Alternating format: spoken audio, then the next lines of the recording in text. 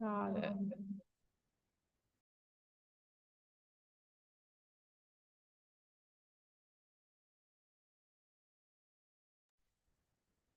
I'm muted everywhere.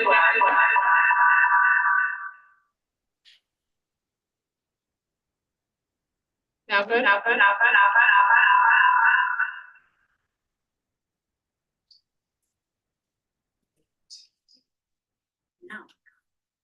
Can you hear me?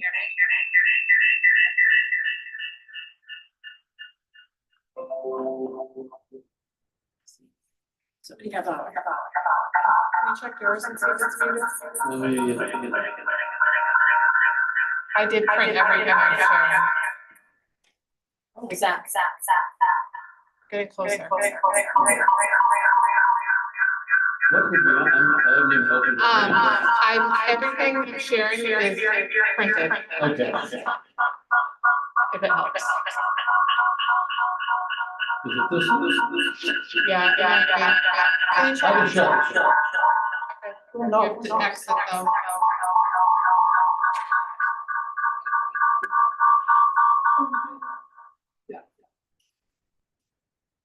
What is it? I'm on. Says mute. I'm on now. No, All right, she's mic good. went on. I did. You saw me touch that. Terry, 12 times. head kick. It was me.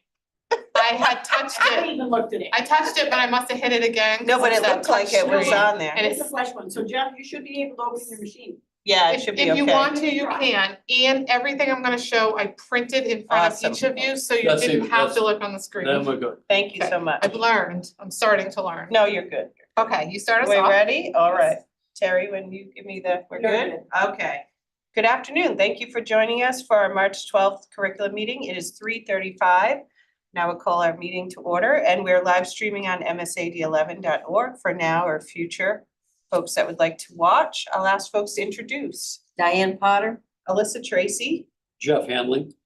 And ma'am. Angela Hardy, Director of Curriculum. All right, and Terry behind the scenes as usual. Thank you. Director of Technology. Thank you. Here we go. Okay. Let's go to the top of this. I wonder if I need to share this. So I guess I will, since I always do. So our focus this month is specifically on the work we're doing around supporting students' mental health and some follow-up I wanted to have with you. So the first item behind your agenda is a stapled document. The top, it says Community Investment 2023 Grant Report. So last year, I applied to the United Way of Kennebec Valley for a community investment grant. And I was awarded, or we were awarded, $20,000 for this year, non-renewable. So some of their investment grants are renewable, ours is not. And it's focused on student mental health and wellness, specifically anxiety. And so the main portion of the grant, $15,000, was set aside to pay for Lynn Lyons, who is a clinician out of New Hampshire who specializes in managing anxiety. And so she did a lot of the work with us in October, but has been sort of available in a virtual way in an ongoing way this year. And then on top of that, the grant paid for professional texts that she's written, one called Anxious Kids, Anxious Parents, and the other one called the Anxiety Audit. And we have like 40 staff members who have been engaged in a year-long study and practice around her books, and they meet for every early release or workshop day, having read more of it, trying the strategies out in their practice, and then kind of reflecting, learning, and moving forward. And then from that, we've learned that they could use an additional resource around for more of like the social workers, counselors, nurses, around some very specific trauma and the connection to anxiety.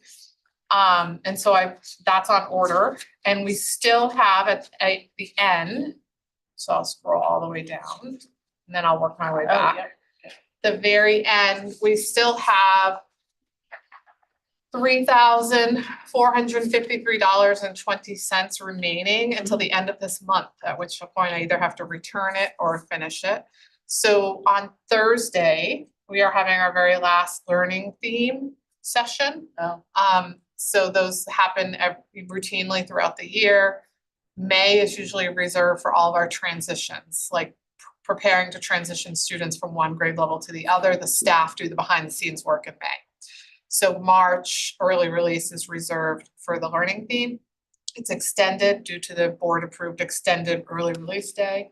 And during that time, the team will also think more carefully about the ways in which we might benefit from either learning more or having some specific resources based on their learning that could support us in helping students.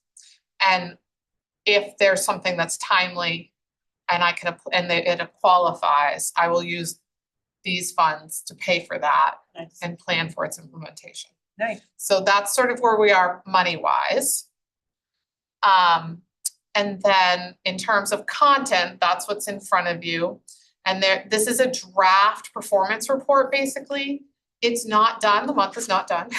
Yeah. And I have the learning theme on Thursday, and so we have the exit slips or feedback surveys, I guess you could call them, Yep. that staff will be completing on Thursday afternoon. And I will use that data to further inform this grant application. But we have a lot going on in April, so I didn't want to wait till April for you to see this. So anywhere there's a highlighted yellow is where I'm waiting for additional information, but basically, we've done just about everything that's been asked, that was included in the grant application. I feel like we've had an impact. Our staff has a pretty good awareness of adverse childhood experiences and how anxiety and depression are symptoms often of a compilation of adverse experiences. We learned at the board meeting this past month that you can have protective factors, things that go well for students that can sort of mitigate these adverse experiences. So strong relationships with adults who care, either in your family or outside of your family. That's one thing. Knowing you matter in your community, that's another thing that can mitigate it, right? And in this case, having strategies that allow for the tolerance of uncertainty and kind of lifelong management of anxiety is a protective factor, right? Having those strategies are ways to counter some of the adverse effects students experience.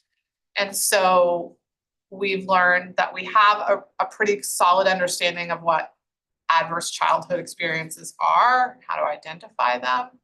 We have a pretty good understanding of what anxiety is, but we did not have a good understanding of how to respond to it. Many times, based on our review of past practices, we would do what the person asked, right? I need further isolation. I need very, very gradual inclusion in broader settings, so on and so forth. And in fact, the specialists and the research now says that's actually not going to help you. Right, because you're trying to prescribe kind of your plan. Right, Yeah. right. And they also, students with anxiety or anyone with anxiety often wants certainty.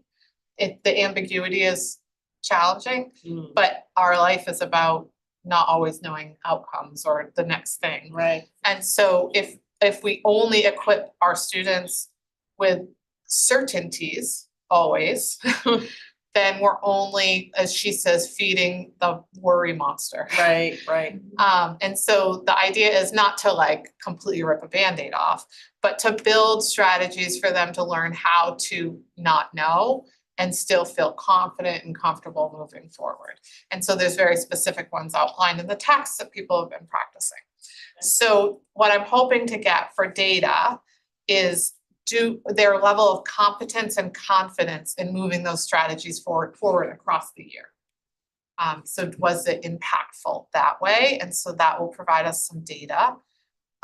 We've also, in addition to the work with Lynn Lyons and the learning theme, the continuous study, we have worked with healthy communities of the capital area on substance use education and healthy behaviors. So one in particular is called Sources of Strength. So I've outlined that in this grant so that they're aware, and that was not using United Way funds, but what they want to see is that you're building partnerships and long-term practices. So here's a flyer just in case anyone wants to know more I should have about brought it. my card, I got one. And then Patricia Buckwelton actually wrote me because I was not remembering everything. I'm like, can you send me the list of everything we've done? And we have about 14 items I need to add in here that we've also Oh, done wow. this year with her, specifically around reducing substance use, raising awareness of healthy behaviors. And then we also partnered with Homeland Security and the Maine State Police and provided training on social media safety and with all of our secondary students across 2 days. So we did follow through with that output. I did forget to survey the students though afterwards about what was the most impactful, but we did do the exercise. And the data we have so far is that all of these practices have been highly impactful to moving the narrative forward and helping build the strategies the students need. So I tried to put in some information that would help the United Way board as they review our grant performance report. And there's a couple spots I'm still waiting for data. So, and then the only other thing in here is the demographic data, because they're trying to understand quantitatively how many people they're impacting.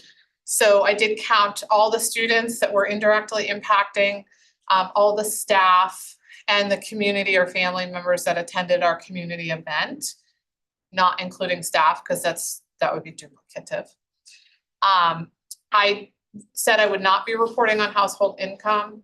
I did not secure gender identity information from the community members. So I will provide what I know from the student and staff population and make a note of that. And I will provide what I know from the age population, but I didn't remember that I needed to ask age in my exit surveys. But I did remember to ask geographic representation, which is super important to them, how many people in each of their Kennebec Valley towns. And so I have included that. As much as I know, I found that there's a little bit, I have student data I need to add. So I have the adult data, but not the student data. So I will add that. Can I ask a question? Yeah, On the bottom of that page, this page here says that the number served is 1, Gardner number served 11 plus 48, 59. What are the two? numbers together. Yeah, what is each group? What is the 11 group? Yeah, What is this was 48? for my note taking. The first number are the adults that came to the community event. Okay. And the second number are our staff, except for other Kennebec Valley town, that's staff. And then what I will have is the third number, which is students, which I don't have represented But yet. that's not in these numbers. Not yet. Okay. It will be though. Oh. Yeah, I ran out of time. But good question. And then I did not yet include a response to the focus on diversity, equity, and inclusion. I will tell you the way we attended to that question was mostly to ensure that we had full inclusion of staff, that the language used with all of our personnel coming in was for all students. And in terms of our community and family, that we tried to use diverse sources for communicating the family event, the community and family event. However, we learned that we need more diverse approaches because our attendance wasn't as much as I'd like it to have been. And we heard there were some either conflicts or not a strong enough use of social media and not a strong enough use of like phone a friend. Have a friend come kind of event. So we missed some populations. So if you think about inclusion as are people fully aware and did they feel like they had access and could come if they wanted to? I'd say we missed segments of our population accidentally. Yeah, I think that's fair. I had a few of those, like, should I go to this? My answer was always yes. Yeah. But let me give you context, right? And so, Yeah. yeah. So we've thought about, I worked with healthy communities in the capital area to really think of like, who can we talk to really help us think through what are the ways in which we should communicate always when it comes to things like this. Schools are really used to having access to their parents Mm. or guardians, but when trying to get that broader circle is really challenging. And we need to figure out a way to get better at that. That was Yeah. a lesson learned. No, it's a good call. A communication plan, my project manager had on, Yeah, right? That's exactly. always do it the same way or at least try to hit all the same. Yep. And makes it's hard sense. to develop a communication plan if you only know a few ways that you've done things. That's So you it. really need some people that have Yep. used different strategies to help with the development of the Yep. plan. And so that was the area of growth for this project, I would say. Like if I was to do something like this again, that's what I'd really work on, because the people who came, and we actually had a pretty diverse group of people who showed up. They weren't all parents or guardians, and they weren't all board members, and they weren't all staff. We had some people from even neighboring communities that just happened to hear about it that came. It was overwhelmingly supportive, their written feedback of like how much they learned and how it was actually fairly entertaining. Yeah. But so I just feel like that was a lost opportunity a little bit. I gotta tell you, I didn't know what was happening, you know, Yeah, I think so, like that, another lost opportunity, right? Yeah, so that's something that Patricia from HCCA and I both took away from the experience, was like, how can we do this better? Not if we bring Lynn in, but any event, like any Right. big event like that, what else can we learn from? So that's what we're working on, and we're actually gonna, I think she talked with Carrie Arsenal, Oh, good. who does this kind of like communication work, right? Yeah, she's Branding and in all her own that. company now. Yep. Yes, Good to get call. some ideas to try to get better at it. do we want to discuss anything in detail about what You can absolutely ask any questions you want in detail, and I will work on answering them. What did the Homeland Security and State Police, what purpose did they bring to it? So for us, we have found that students are on the phones all the time. And it does increase anxiety, right? Because how many likes am I getting? Or they're staying on the screen for so long. They're having a hard time with social interaction, real social interaction. I've seen it. Plus, I mean, there's lots of things you see on your screen, and then that leads to other issues. So we kind of took a little bit of a different approach. Rather, we always have messaging around use of phones. We wanted to do something different. So I learned that Homeland Security has a program, and they partner with the Maine State Police, and they come into schools.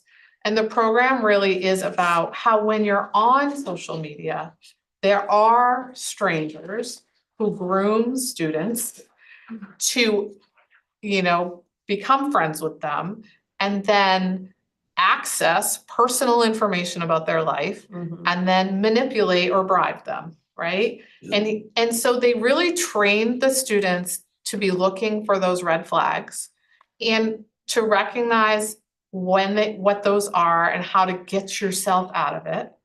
And then to communicate that this is happening before it's a problem. Because one thing that's happened, there's been not right here, but in Maine and in the country, there are students who get in those situations. They threaten to share like nude photos and then for money, and then children will attempt suicide rather than talk with their parents about the situation.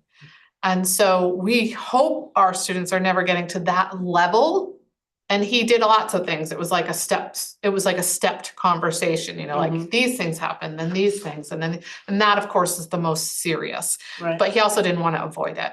And so he talked a lot using stories, state police stories, Homeland Security stories, you know, all kinds of different images, not of course inappropriate images, to kind of tell this story and get the students to recognize, oh, when these things are happening, that's not normal. Do the And kids we get need to do it? I something. mean. They did, they seem to. Did the light come on when they're talking? I mean, some of them stayed after and wanted to talk to the presenters, spend a little time.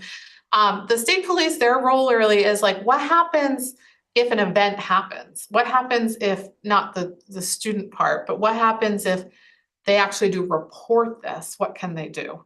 And so they talk through like their side of the story and how, you know, the children are often threatened that they're gonna get in trouble, big trouble. Right. But the reality is, they're gonna partner with you to try to figure out where this is sourced. The reality is you're a minor. Exactly. And so, until you're not, and then that's another problem. Yeah. Yeah. And so, they really wanna try to get this information into students' kind of understanding, especially before they become not a minor. The digital world is very dangerous. Yeah, and so they did, I mean, we had this at the middle school and the high school. I will tell you, our middle school presentation was not as frank as our high school presentation. So they were clear with our middle school students, but they used more middle school appropriate language and examples. And then in high school, they stepped it up a little. Yeah. Right? Yeah. They So can they'll get handle it it. again in high school? Well, if we ask for it, yeah, and it's free. That was the really exciting, I mean, he hours and hours they gave up to be in our system, travel hours to get here, because it wasn't like in Augusta.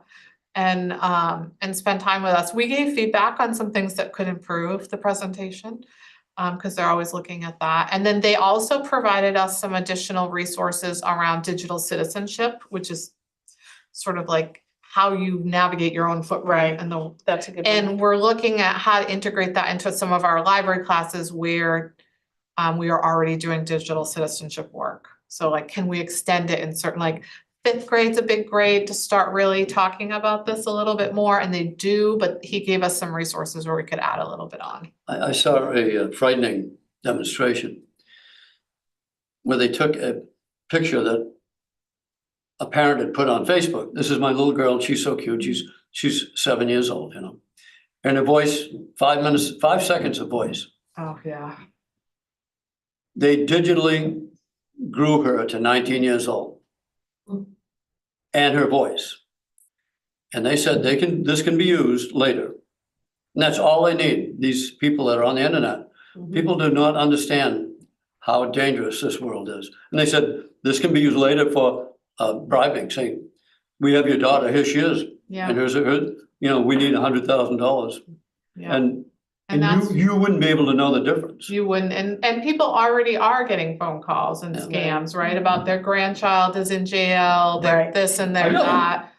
Yeah, and it's not true, but it sounds so true. Yeah, they Oh, some try. people, out of the goodness of their heart, they fall for these things. Yeah. You have to be careful. Yes, so we're trying to make sure that this is something we're attending and paying attention to.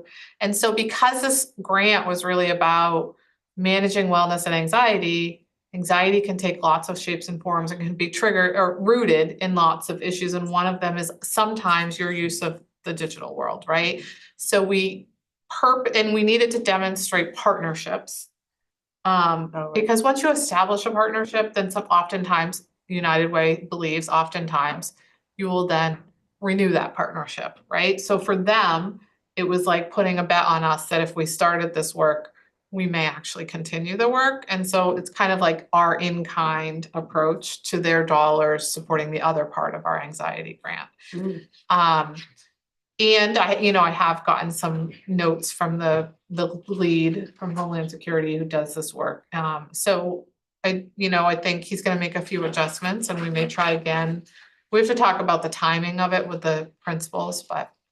I wanted to say, in regard to anxiety, the day they came back to school after the shooter. Yeah, that's pretty granddaughter high. I usually don't drive her in the morning, but I did that day, and she said, I'm a little nervous to go into the building. And I said, you'll be okay. And it was the day you had, what do they call, the comfort dogs. Oh, yeah, Oh, like that therapy was dogs. wonderful. She in the just middle came out of school. school just beaming, you Mhm. know, it Yeah. was a nice thing. Our principal and school counselor spent a lot of time getting access to those, just to, Uh-huh. one more resource, to help Yeah, bridge that, totally. Did that cost a lot? no, they donated their time. That was wonderful. Yeah, it was wonderful. I mean, the dogs A donated their time, litter the of people who Labrador facilitate them. puppies. Yeah. So, yeah, Bring in a litter of puppies. yeah, exactly. Yep. Do you have any other Good call. questions or thoughts No, about that's this? good, thank you. So this colorful document Mm. is really just, I had to go to the United Way early on, just after Lynn Lyons came, and kind of give just a little verbal update. So I made this little document to go with that for their board to look at. And so I just thought it would be helpful for you to see and have access to. It's just a summary of what we've already talked about. Without, we had, as that ongoing study part, we had just barely launched, whereas now we're at the very end of it. Thank you. Yeah. So any other questions about the United Ways grant? I am, as a result, now I am on the mental health cabinet I was wondering. as part of the United Ways strategic planning That process. partnership comes with its things, Yeah, doesn't it? yeah. Yes, that's how it Um, goes. So, and I'm the co-chair of it, so Nice. I'm learning a lot about like mental health from like early childhood through adulthood.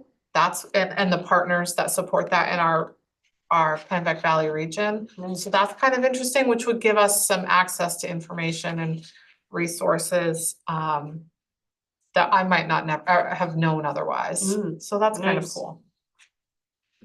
Okay, the next thing, I think I have it queued up. Just to give you a visual, I don't think I'll keep the visual on the whole time because for those from away, it's not gonna do a whole lot except for, hang on. Still learning how to navigate these two things. Here we go. Okay, so the next thing, you have a packet called the mental game. Yeah. That's a pretty extensive packet. It's not really designed for like board members, but I figured you might, it's just the easiest thing for me to share with you. So we've been trying to think of ways to talk with students about mental health. That's like really different. So they're getting access to lots of supports through our social workers, our school counselors, or kind of like adult advisory systems. Consequences of working with Lynn Lyons, right? Language shifting and changing. We did the Homeland Security piece. We really wanted to bring someone else in, really bring someone to our students. And recently, this outfit called the Mental Game was in Yarmouth, Maine, as part of like 30 States in 30 Days campaign. And the founder is Brandon Seho is trying really hard to focus on the power of positive mental health as a protective factor, while reducing risk in the use of substances as a strategy to cope with stress and anxiety. Does that make sense? So here's the reason why. He was this journalist, highly famous, connected to like all the sports worlds, ESPN, whatever. And it probably tells us in here, I can't remember where he worked. But it says it in, yeah, as seen on ESPN, CBS, NBC, Sports Illustrated, NFL, all that. And on the outside, he looked like he, skyrocketed into fame in his world, in his field of study. And looked like everything was going particularly well. But on the inside, like he had broken up with his girlfriend, the stress of the media was a lot for him. the stress of, doing well all the time and trying to maintain that status was a lot. And he kind of spiraled into depression and suicide ideation. And so eventually, his first strategy was to use substances to dull the pain, right? And so eventually he kind of got out of that space, got a lot of help, and he left his field of study and profession and decided he had never saw other sources to cope with his stress and anxiety because of how he grew up and what was the sort of stigma around talking about mental health. So he wanted to change that narrative. So he went into the world of podcasting, since he's a journalist, and he had all this access to these famous people. And so he's been working on this ongoing podcast, interviewing all these famous athletes and other types of stars, and really having these sort of like couch living room conversations about mental health and how people are coping with stress and anxiety and all these performance pressures that are healthy and productive and not unproductive, right? Like not substance abuse and use. And as a way to break the stigma around mental health, that it's okay to seek support and resources and avenues that work for you, he tries to send a message of helping students identify purpose, normalizing healthy behaviors necessary to move through feelings of depression, stress, and anxiety.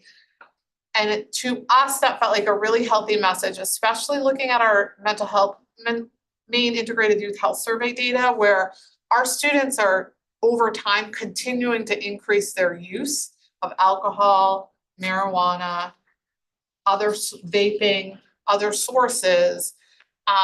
We don't know for sure that is because of stress, anxiety, and depression, but we do know that their feelings of stress, anxiety, and depression are also increasing, right?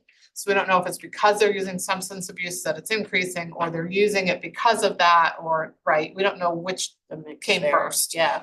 So we wanted to get a message out there. So I heard about him thanks to Ari from the middle school, reached out. Patricia from Healthy Communities in the capital area partnered with me. We sat down with his manager and had a conversation about, could you come back to me? Like, you went to Yarmouth. They can afford you. It's great.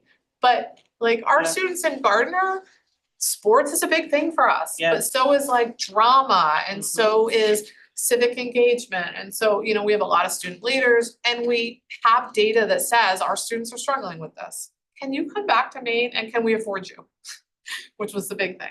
So he cut us a big deal. He's giving us a big discount. And Healthy Communities in the capital area is paying for it. So they're paying to have this outfit come to the middle school in May and the high school in May, and then follow up with a group of high school student leaders. And student leaders, we mean civic leaders, like what is the Rotary group called? Interact, student council, athlete student leaders, performing arts student leaders, like identified student leaders, right, across all the domains. They would have also a follow-up, because it's again about planting the seeds and trying to build sources of strength for these kids. People build strategies and resilience and support for their peers. For the price of like one session in Yarmouth with one group. He's doing all of it. And HCCA is using grant funds to pay for it. We would be paying for some of the travel. So I worked with RSU 18, and they would like to have him come as well, which is Oakland area.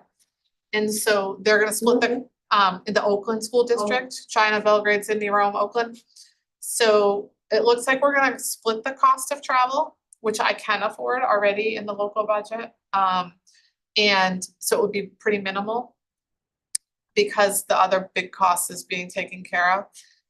And it meets our goals of trying to increase access to messaging, strategies, and support for kids. And honestly, this guy's probably gonna, I've seen a few podcasts and like clips. I think he's probably gonna be a little more interesting than the Than the s- Homeland Security than the guy, state even though he police was, and yeah. his stories were pretty Yeah. cool. So we thought it would be just a really different vision. It went over really well in Yarmouth. The students had resonated, they said it resonated really well. We have a different group of students, but equally passionate and interested and engaging. This data here is more on his podcast, you know, the percentage of people who are kind of showing up in his world. Could we use any of the funds left over from the other grant to secure him now? Is that appropriate? For travel, I can ask United Way if they'll let me. I That's mean- actually a good question. That's a good use to tie them together, right? Yeah, Just a thought. that's a great question. I'll put that in my When notes. it comes to the high school, can we attend? Yeah, I was wondering that. Let me ask. Good Look, hang on, question. I don't wanna lose these questions. Yeah. So, And I'm gonna find him on here and start listening, yeah. That's a good call. this is another reason why I asked you, I bring this stuff to you. Yeah. That's actually would be a good use. I'll call United Way and ask them Yeah. on that. And then the other question is, can members and others attend? And we have time, so that helps. I can get back to, you know, it's Yeah. not till, it's gonna do it May 20th. Oh. You'll remember. Which I think is a Monday, but Okay. we're working on the logistics. Yeah. It's not super long, but it's engaging, interact with the students. There are a couple of requirements. We have to have social workers and or school counselors on site during the session and just after the session, just in case something he says triggers a student, they have access to someone local who they have a relationship with. So we'll make sure that's true in both buildings. Good. And then the other requirement is that they have like a little questionnaire we ask students to try to fill out electronically ahead of time. And he'll share the data set with us, but he will use that, like some of them are just generating what kind of questions might you have, so that he can tailor the session to the questions the students are Oh. asking. That's nice. So, Tentative date is the 20th. yep, Monday the 20th. I don't know the time yet. Okay. What's really interesting is his program's core message is you matter, and that's actually one of the biggest features we have in our draft strategic plan moving Yeah. forward for kids. So I was Mhm. like, oh, look, there's a connection. And there you can see on your packet too, Yeah. I gave you what the leadership breakout looks like as well. So I think it's kind of exciting. I didn't really need a vote, but I did wanna like fold you into this, and I figured you might have some questions that could like help us think this through more. I think it's pretty amazing that we thought of it for our student population. Yep. Great. Oh, yeah, it's on Instagram. The other one, I don't have the visual queued up, so you have it and I'll talk about it with you. So the agenda item is consideration of the Alongside app for students. This is not for this year, just so you know. Mhm. The only, Pat wanted me to bring it to you just as, not as a decision, but as, I'd like your feedback. So we've been looking now, honestly, since the start of COVID, for a tool that students can have access to that will help them with those kind of quick, immediate, sometimes not during school hours, concerns that rise up, right? First and foremost, we want them to access their family or close friends, right? Always. But if they're on these phones and they need something, we want them to have some sort of app that can provide some feedback and direct them without being a clinician, right? So we can't have them do that. And part of the reason for that is some things students can just need time to process. And then it doesn't get to the point where you need like an acute level of support with a school counselor or a social worker. And then those people would be able to free up even more time to work with students who have the most intensive needs. Not that they wouldn't be around if a kid asks a question. So this app's been developed. It's unique. The reason why we are curious about it is it does use AI generated technology, but very little. It only uses it for like helping phrase a sentence that's sort of emotionally driven to de-escalate the emotion. And then what it does is, and it narrows down, what is the student feeling? And it narrows it down to like, is this a relationship question? Is this, like, here's some suggestions. Is this a academic grading questions? Is this a relationship with my parents? Is this a, whatever, there's a million things in here, right? That it could be, the students, how I feel about my body.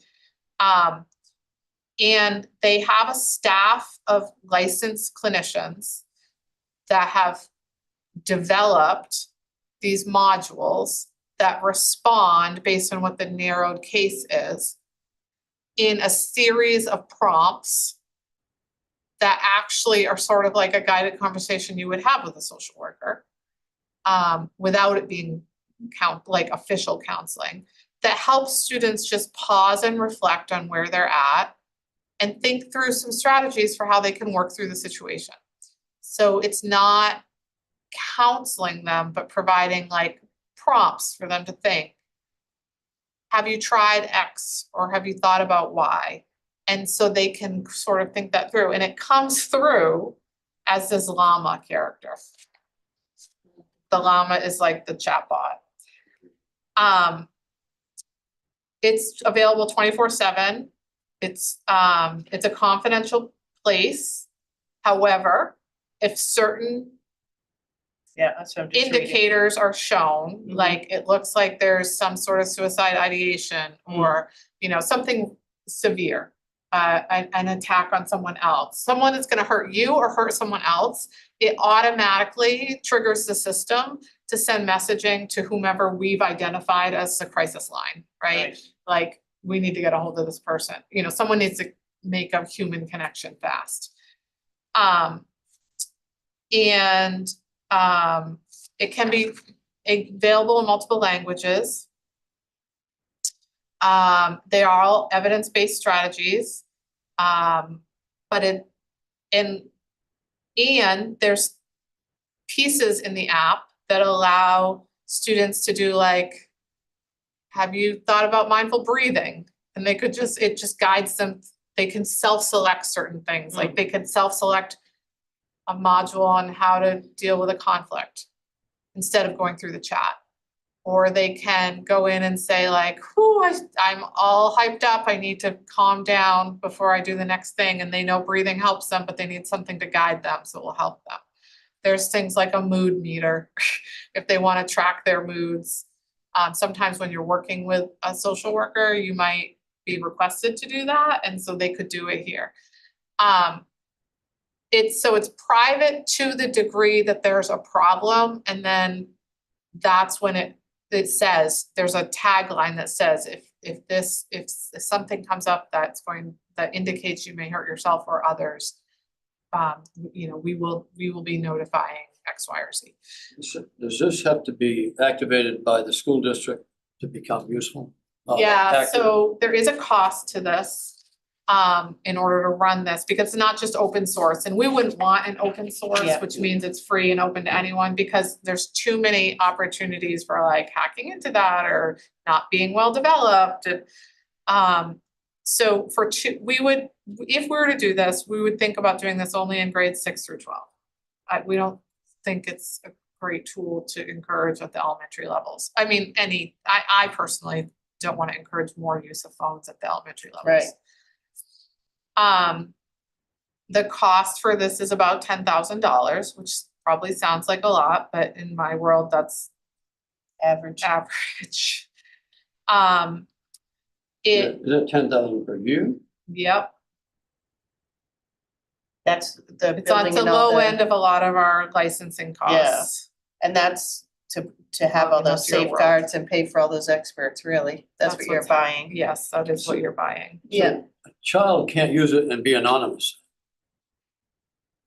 Do you remember the exact features on that? I At was some just point, reading you're it. not completely It anonymous. says they can share know, data the- with school if they wish, I mean, not to Or there's identify you as being, having a problem right? and notifying help, Yeah, you couldn't possibly be anonymous. I so, agree with that, because when I watched the demo, it said that as soon as someone said they were gonna harm someone or themselves, I have to then know. a call or a text would go to someone, the designee, until they get a hold of someone, so how could that be anonymous? right, but Mm. before that level, we That's a can't, great question, we Jen. can't, they have to track the device. Before that level, we can't say, I can't just go in and say, what are these kids talking Who are they about? And who talking are they about? talking Right. about? And Right. I can't do that. There's no data scrubbing from that yet. If we did learn though, if there's a concern of harm to self or others, that will trigger an alert. If for some reason, let's say a court ordered issue or a parent is highly concerned because of a crisis situation, they will, with certain permissions and agreements, they will pull that set of transcripts. Be like a warrant for court. And I don't think it's as intense as that, but yes, they would pull the transcripts and make them available, mostly to help the adults to support the child. But back to your question about being anonymous, because of the licensing, it would be licensed to high school and middle school kids. So they would be logged into their Google account, and I'm sure that's how they capture that. Right, or the iCloud or You have whatever to it have more is. than just a phone number. It would have to be a Right. name. They've gotta be logged into their Google account from MSAD11, which would ID them. And they did talk about FERPA, and if a parent. Yes, I really saw wanted that. to- If a parent really wanted the information, they could They could Right. get it. access that. And there is a feature to opt out. We did ask about that. So if they don't wanna have access to this, they can opt out. Either the parent can request to opt out or the Mhm. students themselves can opt out and not have access to the feature. Are there any districts in the state that have used this? Oh, we didn't ask that I question, have did you? an email out to the tech directors group right now, and I have not heard that anybody has, and no one has responded saying, yes, we use it yet. It is being used in like Massachusetts. Not very But happy we name. didn't ask, we could ask if there's like numbers in the New England area that, Hmm. cause we're all similar sizes except for a few places. Yep. We could certainly follow up with that. We were more concerned about we did ask a fair amount of questions about privacy, about harm, about, the level of sort of counseling, cause this is not it to replace our social workers or No. counselors or someone's private therapist Right. at all. Mhm. It's like when we think of a tiered system of support, this is like that universal access to get over to help students with that kind of immediate feeling.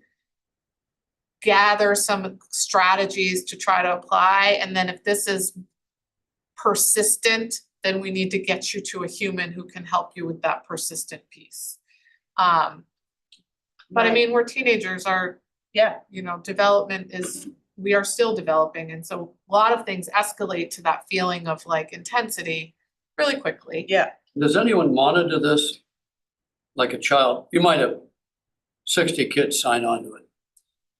And 51 of them might sign in once, never again. But you might have 9 that sign in 15 times each. And that's my insurance company. I ought to go take that call. So does the frequency of use trigger some response?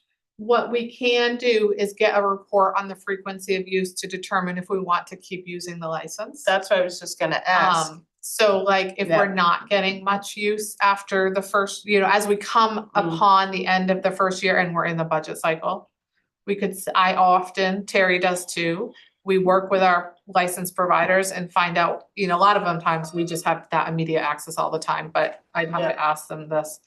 And we look, is this being used? If it's not being used, I'm not gonna try to renew a license. Well, and I wonder, my IT brain says, is there a way to do a pilot or something to actually see if the kids would use it? And not sign up for the 1 year, have to pay?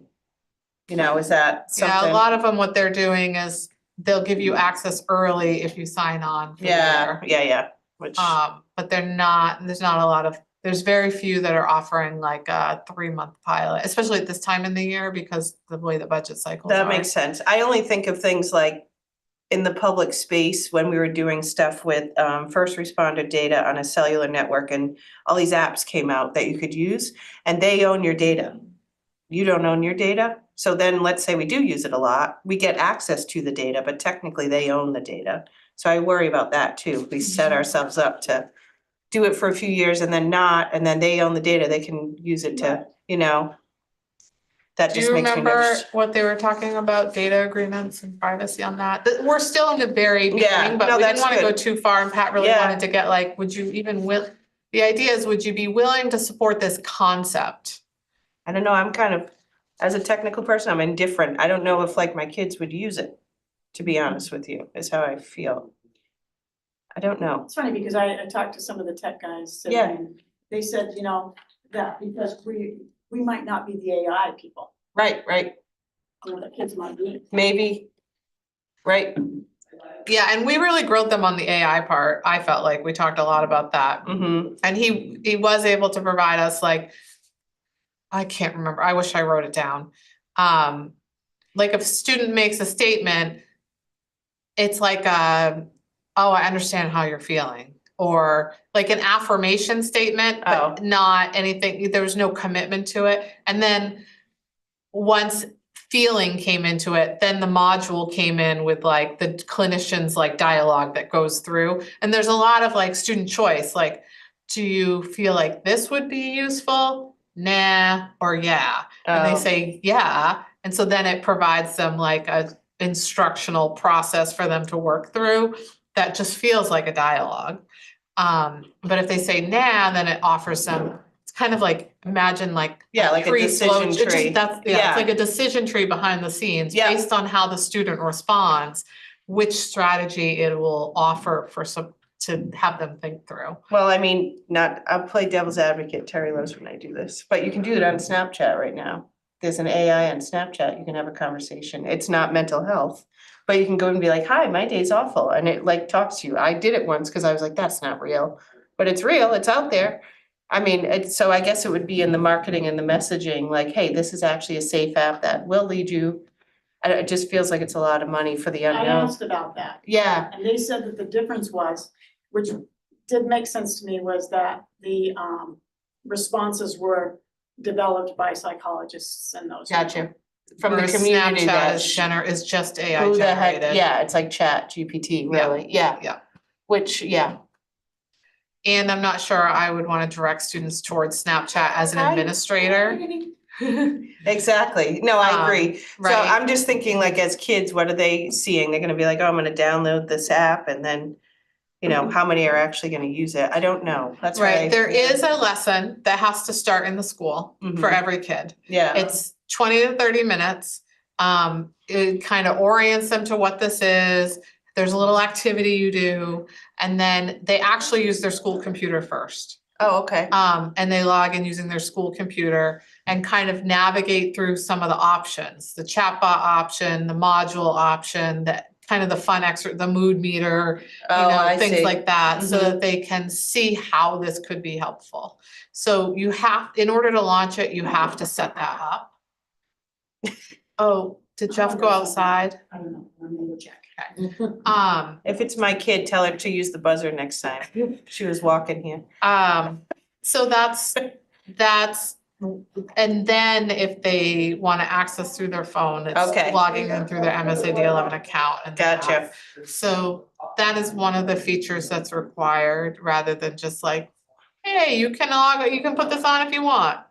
Well, and then, yeah, so I mean, I guess that's the other thing, you're using your MSAD11 email, which makes sense, but then that's on your personal phone. you know how people get about that, so. Yeah, I mean, they can access it on their MSAD11 On their device, computer and not okay. ever put it on their phone. Okay, That's so, also what we learned. okay, See, that's why this little computer screen is here versus the Okay. phone. They So don't, maybe- they could just not put it on their phone. they could just, yeah, It sounds, it's, if even one kid who had never. Yeah. Accessed somebody at school. Felt more comfortable, got something, that's a good thing. But I'm always a little leery too, cause I'm, Yeah, well, I mean, we also are we are, how do I say this? Our experiences historically have been that the one-on-one, small group conversations with another human are probably our the go-to. best, yeah. mhm, And probably the best. And I'd say that we still feel that way. mhm, Even, you know, for students who have real distinct needs, that is the best pathway forward. mhm. For this kind of, I hate to say it, like screener space, Yeah, where it might be temporary or just starting yeah, or something, then this might be a good way to have some support mhm, and then get directed towards the humans. It's sort of is this a way to meet kids where they're at and then get them towards the adults who have, you know, the in-person training and support them. That, you know, maybe even give them enough encouragement to go see them. Sometimes that's what it is. I guess, you know, we're just exploring. Yeah. Kind of wanted to, just a sense, it does on paper meet some of the needs we have. I don't think we'd want a long-term commitment until we knew if there was any sort of actual effective use. right, And feedback also, not just use data, but like actually let's have conversations or survey data from students after X period of time to see what their feedback is on that, qualitative, not just the quantitative use data. They must have,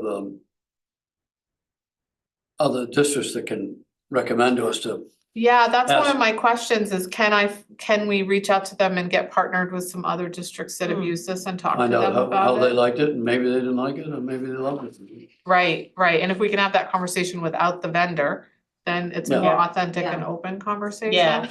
Yep. Um, So I would say continue to explore, sounds Yeah. like and then, yeah, I think the cost factor is probably what's the thing everybody's thinking about, and if there are, you know, if we had to scope it back, like if we only did high school, or we only did middle school, is there a difference in cost? Yes. Yeah, half. so, yeah, that's what I figured, so maybe that's an option if we're worried Based about on the budget, enrollment. yeah, For like year one to see. yeah. And then you can actually say, you know, you're part of our. Just, you do well with that, that conversation, like, you know, they did well in the strategic plan, giving feedback, and. Now we've done, you know, we're hearing you talk about stresses and so forth, and we have this app we'd like you to try, like make them part of it. Yeah, Maybe that would bring buy-in that way. okay, so with some cautionary caveats, some questions to follow up on and get a little more information. Some real thinking around where would from which budget would this come if we were to do it, and could we half it as a trial instead of the whole thing? Yeah. Okay, so we'll take that information and see what we can figure out. Nice. And that is everything, and guess what? Wow, We started Right on the at nose. 3:35 and it is 4:31. wow, look at us. We are Motion to adjourned, adjourn? thank you, yes, Thank you. thank you, I'm so proud of us. we are so good.